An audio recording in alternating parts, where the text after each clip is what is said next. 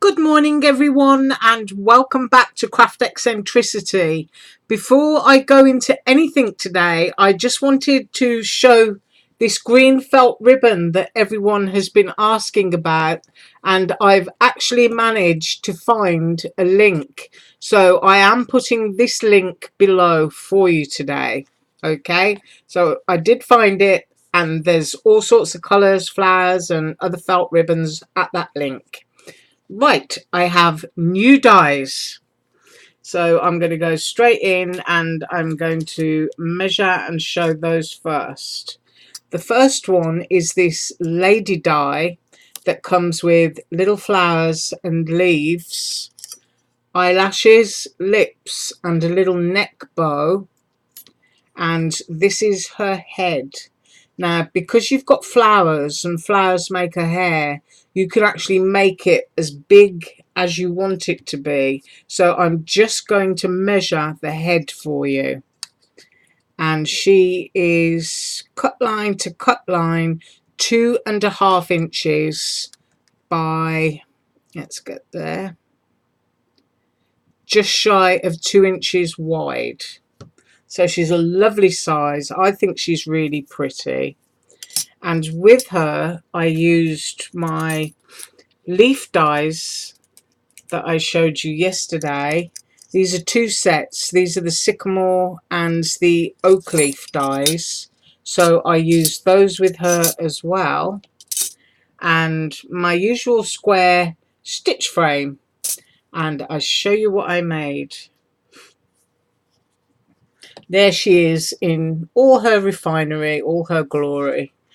I did the leaves in white. I inked through, and I showed you how to do that in a tutorial, which I also uploaded this morning just before this video.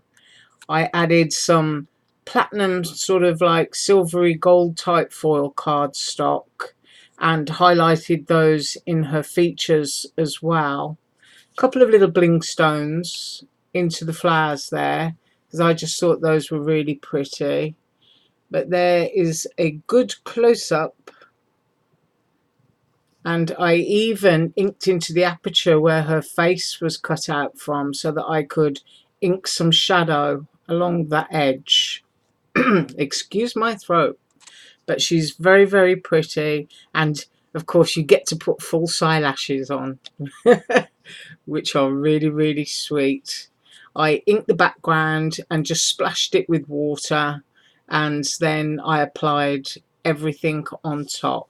So that is my pretty new girl die, and she can be spring and she can be autumn and she can be anything you want it to be. I'm going to switch her out for an autumn card, and I'm just going to fill her hair with sunflowers and autumn coloured leaves. So I thought that would be nice, and I love her.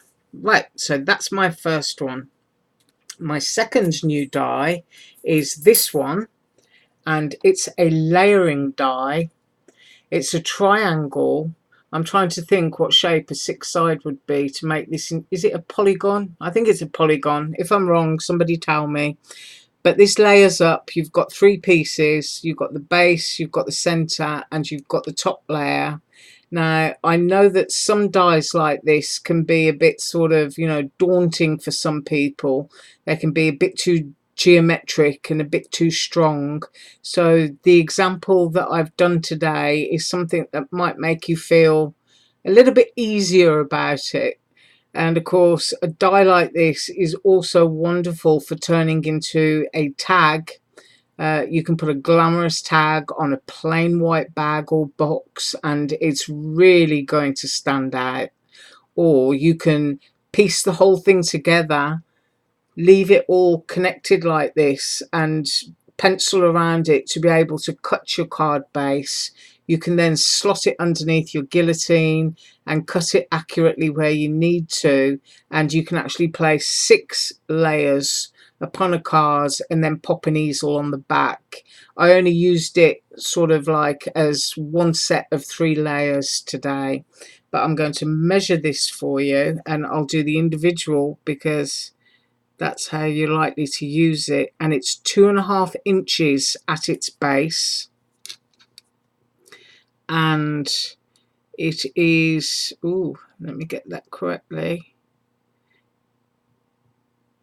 just shy of 2.5 inches going down its full length there.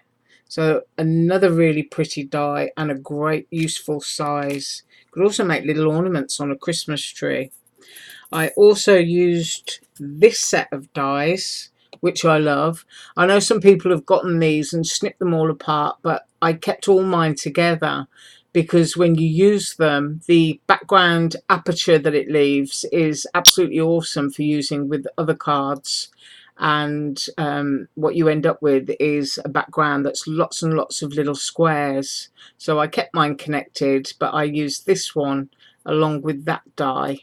Oh, I'll measure it for you because you can still buy this. It's 4 inches by 3.25 inches as a whole panel, and then the individual letters within there are, let me get some daylight, try to get it correct. They are 1/4 inch